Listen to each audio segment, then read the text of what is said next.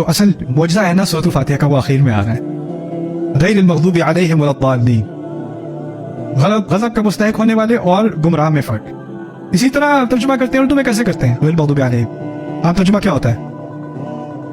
نہ ان کا جو جس پر اللہ نے غضب کیا، یہ عام ترجمہ ہے ہاں، اور نہ جو بھٹکے ہوئے تھے، ٹھیک ہے۔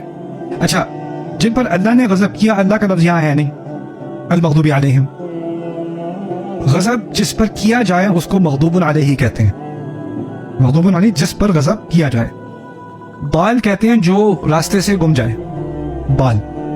اگر میں یہاں آ رہا تھا، میری فون کی بیٹری ڈیڈ ہو گئی، جی پی ایس خراب ہو گیا اور میں ادھر سے ادھر گھوم رہا ہوں، میں کیا ہوں؟ بال، بال۔ اچھا، مغضوب علیہ ہے جس پر غصہ کیا جائے، پہلے اس کو سمجھ لیں۔